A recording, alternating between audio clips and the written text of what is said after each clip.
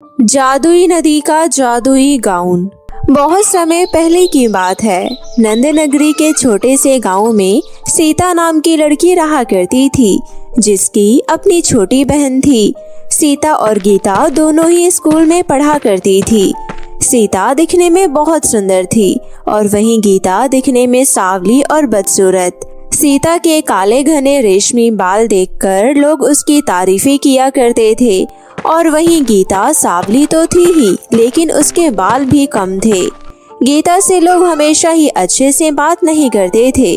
सीता और गीता एक घर में रहने के बाद भी एक दूसरे से ढंग से बात नहीं करती थी, क्योंकि सीता को अपनी खूबसूरती पर बहुत ज्यादा घमंड था और वहीं गीता दिल की बहुत साफ थी।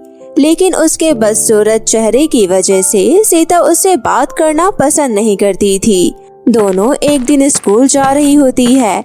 रास्ते में उन्हें सीता की दोस्त श्वेता मिलती है। तुम दोनों जब साथ में रहती हो तो तुम्हें ऐसा नहीं लगता जैसे चांद को ग्रहण लग गया हो? जब सीता आगे चलती हो और गीता उसके पीछे तो ऐसा लगता है जैसे चांद को ग्रहण लग गया हो। हम सब तो तुम्हें इसी नाम से बुलाना पसंद करते हैं। इसी नाम से बुलाना पसंद करती हो तो बहुत बड़ा कोई काम नहीं करती, क्योंकि तुम लोग सुधर जाओ। अभी बहुत देर नहीं हुई है, वरना मैं प्रिंसिपल को शिकायत कर दूंगी और तुम्हारी अकल ठिकाने लगा दूंगी। गीता की डांट फटकार सुनकर श्वेता वहाँ से चली जाती है, लेकिन 2 कदम आगे चलते ही सीता गीता से कहती है, तो छोटी और छोटी बनकर ही रह। तू मेरी दोस्त को सुना रही थी, अब वो मेरी क्लास में जाकर बेइज्जती करेगी और तेरी वजह से मेरी हर जगह बेइज्जती होती है।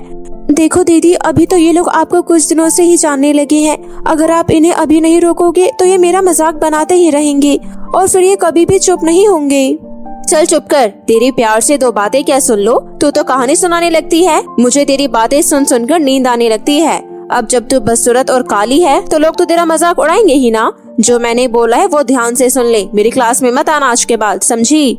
दोनों बहनें चलते चलते स्कूल पहुंचती है। स्कूल पहुंचते ही सीता अपनी क्लास में चली जाती है और गीता अपनी क्लास में। सीता सुंदर थी लेकिन पढ़ने में बिल्कुल पीछे थी और वहीं गीता बदसूरत थी लेकिन पढ़ने में बहुत आगे थी।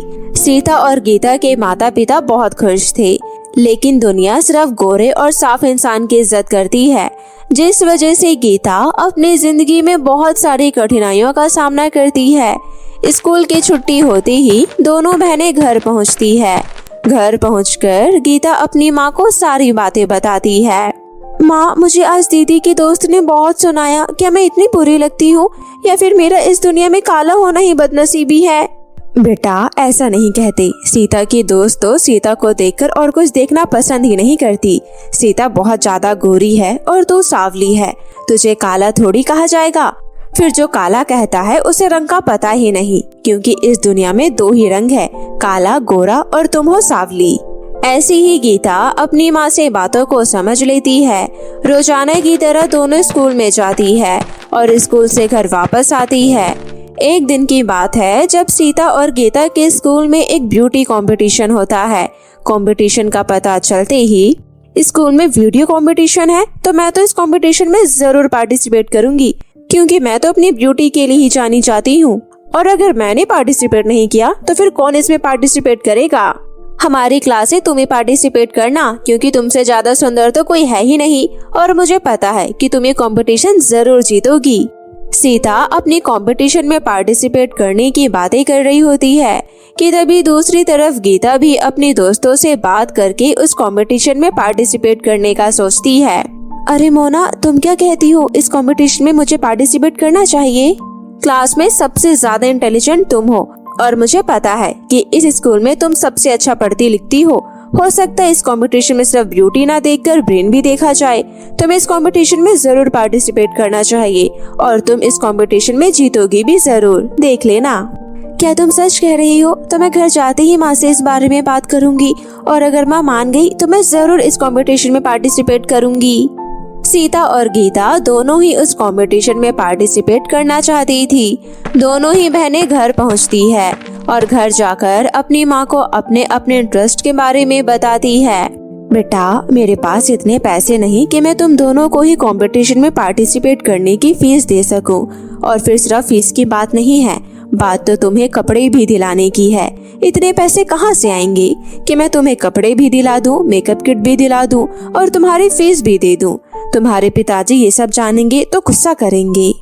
सीता बहुत तेज होती है। अपनी माँ की बात सुनकर तुरंत कहती है, तुम क्या करोगी गीता इस कंपटीशन में पार्टिसिपेट करके? वहाँ पर खूबसूरती चाहिए जो तुम्हारे पास है नहीं, और फिर तुम माँ का पैसा भी खराब करोगी। कोई भी ड्रेस तुम्हारे ऊपर सूट नहीं होगी। तुम्हारा ये बदसूरत चेहरा कभी भी तुम्हें जीतने नहीं देगा। फालतू की बातें मत करो सीता। हो सकता है वहाँ पर बहुत सारे क्वेश्चंस के जवाब भी देने हो, तो तुम्हारे जैसे गवार भी तो जवाब नहीं दे पाएगी ना। कि मैंने तुम्हें कभी कुछ कहा, लेकिन आज तुमने हद ही पार कर दी, इसलिए मैंने भी तुम्हें ईंट का जवाब ईंट से ही दे दिया। बहुत हो गया गीता, तू पढ़ने में इतनी भी होशियार नहीं जितनी तू बातें बना रही है, समझी? तो आप भी इतनी खूबसूरत नहीं जितनी आपने बातें बना रखी है। दोनों बहनों में बहस हो जाती है कि तभी उनकी माँ कहती है, देखो बेटा, मेरे पास यही कुछ गिने चुने पैसे हैं और मैं किसी एक को दे सकती हूँ। गीता, तुम अभी छोटी हो, तुम रहने दो, तुम्हारी बड़ी बहन पार्टिसिपेट कर लेगी। सीता बहुत ही ज्यादा घमंडी और झगड़ालू किस्म की लड़की थी, जिस वजह से उसकी माँ भी उससे बहस करना पसंद नहीं करती थी। इसलिए वो सीता को ही पार्टिसिपेट करने के लिए पैसे दे देती है। लेकिन दूसरी तरफ गीता बहुत ज्यादा मायूस हो जाती है। गीता रोते रोते जंगल में पहुंच जाती है। हर कोई सिर्फ सीता को ही प्यार करता है। मैं तो इस दुनिया में किसी के लिए प्यारी नहीं हूँ। सिर्फ मेरे माता पिता मुझे प्यार करते हैं, उसके अलावा कोई मुझसे बात करना भी पसंद नहीं करता। मैं क्या करूँ? मुझे भी इस कंपटीशन में कैसे भी करके पार्टिसिपेट करना है। हे भगवान, मुझे कुछ रास्ता दिखा। गीता रोते रोते ये सारी बातें कर रही होती है कि तभी पास में बहती हुई नदी से आवाज आती है, तुम्हें रोने की जरूरत नहीं है गीता, मैंने तुम्हारी सारी बातें सुन ली। मैं एक जादुई नदी हूँ और जरूरतमंद लोगों की मदद करती हूँ। इस दुनिया में अगर कोई फूटी किस्मत पाया है तो वो मैं हूँ। मेरे ही नसीब में सब कुछ बेकार लिखा है। पहले मेरी खूबसूरती बेकार, फिर मेरे बाल खराब, फिर मुझसे कोई बात भी नहीं करना चाहता। मैं क्या करूँ? मन तो करता है मैं मर जाऊँ। ऐसा नहीं कहती गुड़िया, मैं क्या करूँ? और फिर आप क्यों मेरी मदद करना चाहती हो? क्या आप भी तो मेरा मजाक नहीं बना रही हो ना? मैं तुम्हारा मजाक क्यों बनाऊंगी? मैं तुम्हारी मदद करने तुम्हारे पास आई हूँ। ये लो, ये जादुई गाउन है, इसे तुम अपने पास रख लो। ये तुम्हारी हर जगह हर वक्त मदद करेगा। तुम जब चाहे इससे कुछ भी मांग सकती हो। ये जादुई गाउन तुम्हारी हर इच्छा को पूरा करेगा। नदी की बातें सुनकर गीता वो गाउन ले लेती है और घर पहुंचकर अपने कमरे में गाउन को रखकर कहती है, हे जादुई गाउन, मेरे स्कूल में 2 दिन बाद कंपटीशन है। मैं उस ब्यूटी कंपटीशन में पार्टिसिपेट करना चाहती हूँ। आप मुझे बहुत अच्छी सुंदर सी ड्रेस दे दो और मेरा ये सांवला रंग साफ कर दो, ताकि मैं सब में सुंदर दिखूं और मैं इस कंपटीशन में जीत सकूं। गीता के इतना कहते ही जादुई गाउन से एक सुंदर सी ड्रेस निकलती है और सुनहरे रंग के स्पार्कल्स निकलते हैं जो गीता के चारों तरफ घूमते हैं और गीता को बहुत सुंदर लड़की बना देते हैं। गीता दिखने में बहुत सुंदर और प्यारी लगती है और सुनहरे घने लंबे बाल देखकर गीता अपने आप को पहचान नहीं पाती। अरे वाह, मैंने तो जिंदगी में नहीं सोचा था कि मैं इतनी सुंदर दिख पाऊंगी। लेकिन जादुई नदी का दिल से धन्यवाद कि इन्होंने आज मुझे इतना सुंदर बना दिया। मैं माँ को भी सब बताती हूँ, माँ बहुत खुश हो जाएगी। गीता खुशी खुशी भागी भागी अपनी माँ के पास जाती है। गीता बहुत खुश होकर अपनी सारी बात अपनी माँ को बताती है और इतना सुंदर रूप देखकर उसकी माँ दिल से जादुई नदी का धन्यवाद करती है। लेकिन पास में खड़ी उसकी बहन भी ये सब कुछ सुन लेती है। सीता हमेशा से गीता से जलती थी क्योंकि गीता पढ़ने में आगे थी। सीता जब सारी बात सुन लेती है तो गीता के कमरे में जाकर वो गाउन चुराने की कोशिश करती है। लेकिन जैसे ही सीता गाउन को टच करती है तभी सीता की खूब पिटाई होती है। मुझे मत मारो, मुझे छोड़ दो, मुझसे गलती हो गई, मैं तुम्हें नहीं छुड़ाऊंगी। तुम अपनी बहन का बुरा चाहती हो, इसलिए मैंने तुम्हें मारा और तुम इस गाउन को चुराकर कुछ नहीं कर पाओगी क्योंकि तुम्हारी नीयत हमेशा ही लालच के साथ भरी रहेगी और ये लालच तुम्हारी इच्छा को कभी भी पूरा होने ही नहीं देगा। सीता बहुत ज्यादा पिटती है और फिर गीता समझ जाती है कि सीता ने जरूर उस गाउन को चोरी करने की कोशिश करी होगी। और वो दिन आ जाता है जब सीता और गीता के स्कूल में ब्यूटी कंपटीशन होता है। दोनों बहनें सुबह सुबह तैयार होकर अपने स्कूल पहुंचती है। सीता अपने खरीदे हुए गाउन में पहुंचती है और गीता जादुई गाउन से मंगाया हुआ सुंदर ड्रेस में पहुंचती है। दोनों बहनें बहुत सुंदर दिख रही होती है, लेकिन गीता को देखकर हर कोई शॉक हो जाता है। थोड़ी देर में ही कंपटीशन शुरू होता है।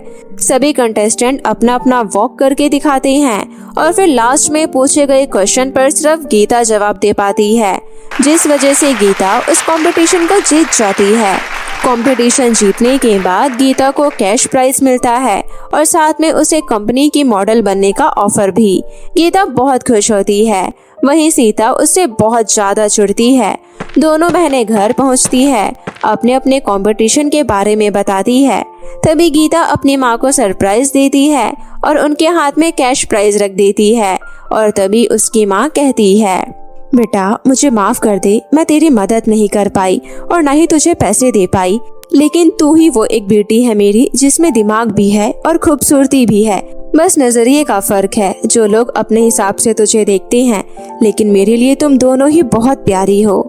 इस तरह गीता की माँ गीता से माफी मांग लेती है और गीता अपनी जीत से बहुत खुश होती है। गीता के पास किसी बात की कोई रिग्रेट नहीं होती। गीता अपनी जिंदगी में बहुत खुश होती है और जादुई गाउन के होते हुए गीता को किसी चीज की कोई कमी नहीं होती। और जब भी कुछ चाहिए होता, गीता उस जादुई गाउन से मांगकर अपनी हर इच्छा पूरी कर लेती। वहीं उसकी बहन भी अपनी गलती की माफी मांगकर गीता से दोस्ती कर लेती है और अपने माता पिता के साथ खुशी खुशी रहने लगती है। बिहार राज्य में एक नालंदा नाम का शहर था, जिसमें सोनिया अपनी सौतेली माँ नीलम और पिता सुरेश के साथ रहती थी। सोनिया की माँ के गुजर जाने के बाद सोनिया के पिता सुरेश ने नीलम नाम की एक लड़की से शादी कर ली थी। क्योंकि नीलम की शादी जबरदस्ती हुई थी, इसलिए वो सोनिया और सुरेश से बिल्कुल भी प्यार नहीं करती थी और जबरदस्ती उनके साथ रह रही थी। सुरेश का एक बगीचा था जिसमें वो टमाटर की खेती करता था और उन टमाटर को ले जाकर बाजार में बेचा करता था। सुरेश सुबह उठकर टमाटर के पौधों में पानी डालता था, खाद और कीटनाशक दवाइयाँ भी डालता था ताकि पौधों में कीड़े ना लगे और टमाटर खराब ना हो। अच्छे से टमाटर पक जाने के बाद वो उन टमाटर को तोड़ लेता था और एक टोकरी में इकट्ठा कर लेता था। इकट्ठा करने के बाद वो टमाटर को बाजार में जाकर बेचा करता था। टमाटर ले लो भाई साहब, 20 रुपए किलो टमाटर, एकदम लाल टमाटर है। हाँ हाँ भाई, 1 किलो टमाटर दे दो। ये लो भाई साहब, 20 रुपए हो गए हैं। वो आदमी सुरेश को पैसे देकर टमाटर ले लेता है और वहाँ से आगे चला जाता है। सुरेश की दुकान पर इस तरह ग्राहक आते रहते थे और टमाटर खरीदते थे। टमाटर बेचने के बाद सुरेश शाम को घर जाता है। तब वो देखता है कि नीलम सोनिया को मार रही होती है। सुरेश जानता था कि नीलम एक बहुत ही चतुर और घमंडी औरत है और वो जबरदस्ती उसके साथ रह रही है। वो अक्सर छोटी मोटी गलतियों पर सोनिया को डांटती और मारती थी, परंतु सुरेश उसे कुछ नहीं कहता था। ऐसे ही दिन बीत रहे थे। सोनिया की सौतेली माँ नीलम सोनिया से घर के काम करवाती थी और खुद पूरा दिन आराम करती थी। शाम को जब सुरेश पैसे कमाकर आता था, वो सुरेश से सारे पैसे ले लेती थी, तब जाकर उन्हें खाना खाने को देती थी। परंतु एक दिन सुरेश की तबीयत खराब हो जाती है। तब सोनिया जाकर डॉक्टर को बुला कर लाती है। अरे इनकी तबीयत तो बहुत ज्यादा खराब है, मैंने कुछ दवाइयाँ लिख दी है, इन्हें समय पर दवाइयाँ दे दीजिएगा और कुछ दिन आराम करने दीजिएगा, तब ये ठीक हो जाएंगे। इतना कहकर डॉक्टर सुरेश के लिए दवाइयाँ दे देता है और आराम की सलाह देकर वापस अपनी दुकान पर चला जाता है। सुरेश अपने बेड पर लेटा होता है। तभी वहाँ नीलम आती है और कहती है, वाह वाह वाह वाह वाह, यहाँ तो आराम हो रहा है। डॉक्टर ने आराम करने के लिए क्या कह दिया, तुमने तो बेड ही पकड़ लिया है। देखो जी, ऐसा बिल्कुल नहीं चलेगा, समझ गए? अगर तुम यहाँ बेड पर आराम करोगे तो टमाटर बेचने कौन जाएगा? टमाटर तो सारे खराब हो जाएंगे। उनका तो काम है कहना, हमें तो अपना घर चलाना है ना। चलो जल्दी से खड़े हो जाओ। मैं कुछ नहीं जानती, दवाई खाओ और चुपचाप से काम पर जाओ। माँ, आप इस तरह पिताजी पर क्यों चिल्ला रही हो? अगर वो इस समय आराम नहीं करेंगे तो उनकी तबीयत और ज्यादा खराब हो जाएगी। बहुत ज्यादा जुबान चलने लगी है तेरी। रुक, तुझे अभी बताती हूँ। इतना कहते ही नीलम सोनिया को एक जोरदार चांटा जड़ देती है। कितनी बार कहा है तुझे अपनी चोंच बंद रखा कर। अगर वो टमाटर बेचने नहीं जाएंगे तो मैं तुम लोगों के लिए खाना नहीं बनाऊंगी, समझ गए? मैं ये घर छोड़कर चली जाऊंगी। नहीं नहीं माँ, आप ये घर छोड़कर कहीं मत जाओ। आप चिंता मत करो, टमाटर खराब नहीं होंगे। मैं खुद टमाटर बेचने बाजार जाऊंगी। इतना कहने के बाद सोनिया बाहर खेतों में टमाटर तोड़ने के लिए चली जाती है और नीलम का गुस्सा शांत हो जाता है। सोनिया टमाटर तोड़कर टोकरी में इकट्ठा कर लेती है और उन्हें बाजार में जाकर बेच देती है। टमाटर बेचने के बाद जो भी पैसे उसे मिलते हैं वो उन्हें अपनी माँ को ले जाकर दे देती है। तब जाकर नीलम दोनों बाप बेटी को खाना खिलाती है। इसी तरह अब रोज सोनिया टमाटर तोड़ती और उन्हें बाजार में जाकर बेचती और साथ ही साथ टमाटर की फसल का भी ध्यान रखती। समय पर उठकर उन्हें पानी और खाद दिया करती। इसी तरह दिन बीत रहे थे। सोनिया रोजाना टमाटर ले जाकर बाजार में बेचने जाती और जो भी पैसों की कमाई होती वो अपनी माँ को दे देती। एक दिन सोनिया के बगीचे में एक गाय घुस जाती है और वो सारे टमाटर खा जाती है। गांव में जितने भी टमाटर के बगीचे होते हैं वो गाय सारे टमाटर खा जाती है। किसी के पास भी टमाटर नहीं बचते और अब गांव में टमाटर का अकाल पड़ जाता है। टमाटर बहुत ज्यादा महंगे हो जाते हैं, जिस वजह से गरीब लोग टमाटर खरीद नहीं पाते हैं। टमाटर का रेट एकदम से 4 गुना हो गया था। रोजाना टमाटर खराब हो जाने की वजह से नीलम सोनिया को बहुत मारती थी। तुम दोनों बाप बेटी ने मेरा जीना हराम कर रखा है। मैं कुछ नहीं जानती, मुझे पैसे चाहिए। सोनिया, अब तुम रात को भी बगीचे की देखभाल करोगी ताकि टमाटर की फसल खराब ना हो। माँ, टमाटर की फसल पूरे तरीके से खराब हो गई है और अब टमाटर उगाने में कम से कम 1 महीना लगेगा। तब तक हमें बिना टमाटर के ही रहना होगा। नहीं नहीं, तुमने देखा नहीं, गांव में किसी के पास भी टमाटर नहीं है और टमाटर का रेट 200 रुपए किलो चल रहा है। मुझे नहीं पता तुम्हें कितनी भी मेहनत करनी पड़े, लेकिन तुम्हें टमाटर उगाने हैं। अगर हमने इस समय टमाटर बेचे तो हम करोड़पति हो जाएंगे। इतना कहकर नीलम सोनिया को घर से बाहर निकाल देती है और उसे खाना भी नहीं देती है। बेचारी सोनिया रात के अंधेरे में घर से बाहर बैठी होती है। हे भगवान, इतनी रात को घर से बाहर बैठकर मुझे बहुत ज्यादा डर लग रहा है। कहीं कोई चुड़ैल आकर मुझे खा ना जाए। माँ ने मुझे इतनी रात को बाहर निकाल दिया है। अब मैं क्या करूँ? कोई तो मुझे बचा लो, मेरी मदद करो। सोनिया ये सब कहते कहते टमाटर के बगीचे में बैठकर रो रही होती है। तभी वहाँ पर एक परी प्रकट होती है और वो सोनिया से कहती है, सोनिया, तुम फिक्र मत करो, मैं तुम्हारी सारी समस्या जानती हूँ, इसलिए मैं तुम्हें ये टमाटर के बीज दे रही हूँ। इन बीज को तुम अपने बगीचे में लगा देना। ये बीज अपने आप सुबह तक उग जाएंगे और इसमें ढेर सारे टमाटर आ जाएंगे। लेकिन परी, इन टमाटरों को बेचकर मैं सारे पैसे अपनी माँ को दे देती हूँ और इस समय टमाटर का रेट बहुत महंगा है। मेरी माँ एक बहुत लालची औरत है, वो बहुत पैसों का लालच करती है। तुम चिंता मत करो सोनिया, ये बीज मैं तुम्हारी मदद करने के लिए दे रही हूँ। तुम्हारी माँ को मैं कल सुबह सबक सिखाऊंगी और वो बिल्कुल बदल जाएंगी। तुम जब तक मेरे साथ इस टमाटर के घर में रह सकती हो और सो सकती हो। इतना कहकर परी सोनिया को टमाटर के घर के अंदर ले जाती है और वहाँ पर सोनिया को स्वादिष्ट स्वादिष्ट भोजन खिलाती है। उसके बाद सोनिया वहीं बिस्तर पर सो जाती है। नीलम जब घर से बाहर देखती है तो सोनिया उसे कहीं नजर नहीं आती। तभी वो बड़े से टमाटर को देखती है जो एकदम घर की तरह दिखाई देता है। नीलम उस टमाटर के घर का दरवाजा खोलती है। टमाटर का घर देखकर नीलम की आंखें खुली की खुली रह जाती है। उसने आज तक इतना सुंदर घर पहले कभी नहीं देखा था। तभी वो देखती है कि घर में सोनिया है। ये सब क्या है सोनिया, मुझे सच सच बता। सोनिया अपनी माँ की गुस्से वाली आवाज से बहुत ज्यादा डर जाती है और रोने लगती है। तभी टमाटर के घर से एक आवाज आती है, अपनी बेटी और पति की सेवा करने की जगह केवल अपने बारे में ही सोचती है। हमेशा धन दौलत के बारे में सोचती रहती है।